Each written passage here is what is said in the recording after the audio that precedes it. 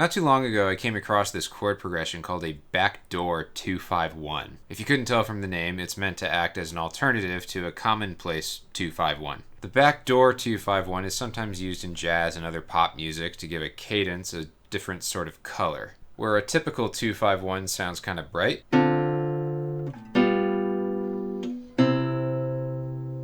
a Backdoor 251 is maybe warmer and a bit surprising. What's going on here? To keep this easy, we'll look at this in the key of C major. 251 in C is D minor 7 to G7 to C, or C major 7, or C6, whatever. How you decorate the one chord is immaterial. What matters is we resolve to some kind of C major chord. In the backdoor progression, a minor 4 chord stands in for the 2 chord, so that would be F minor 7. A dominant 7th chord on the flat 7 scale degree stands in for the 5 chord. In this case, it's B flat 7. That's it.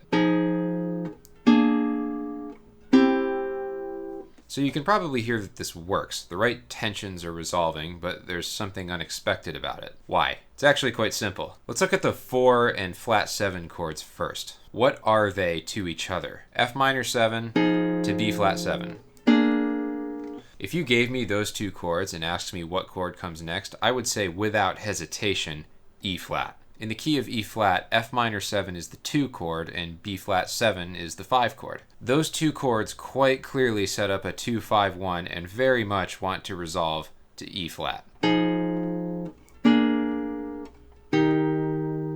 That's the expected resolution, and no one, upon hearing that, would have any objections to it. All the tensions resolve as they should. It just sounds right. But in our backdoor progression, we don't go to E flat, we go to C. So to understand this, we need to look specifically at the B flat 7 going to C. When you resolve a dominant 7th chord, such as B flat 7, the thing that's driving that resolution is the tritone interval between the 3rd and 7th of the chord. The tritone, being a dissonant interval, wants to resolve to a consonant one. Usually, tritones resolve inward to a 3rd. This could be a major 3rd or a minor 3rd.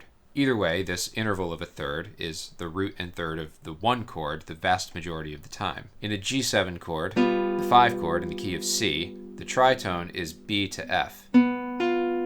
When it resolves, B goes up to C, and F goes down to E. C and E, the root and 3rd of C major. Now looking at B flat 7, the tritone is from D to A flat. If that's our only context, we can expect those to go to E flat and G, the root and 3rd of E flat major. That's part of why I said before B flat 7 goes to E flat, no hesitation. But what if instead that tritone resolves to E natural and G? It's a little different, but that tritone still resolves to a 3rd. Now, what if I just put a C under that? C, E, and G, that's a C major chord. Chords are typically built out of stacked thirds. C to E is a 3rd, and E to G is a 3rd. What I've done here is resolved the tritone in the B flat 7 chord to the wrong 3rd in the chord that follows. Instead of resolving to the root and 3rd, it resolves to the 3rd and 5th, E and G. So the tension is resolved just to an unexpected place. Or another way to put it would be we've taken an unexpected route to get to our destination. Or we came in through the back door instead of the front door. Pretty cool. You can't do this kind of thing all the time though. It has a real eyebrow-raising effect, and it only works if we have the regular 2-5-1 to contrast it against. This is a chord progression you would use to mess with the listener's expectations. To do that successfully, you need to have established expectations for them first. The mechanics of why this chord progression works are highly transferable to other progressions as well, and I encourage you to explore and experiment.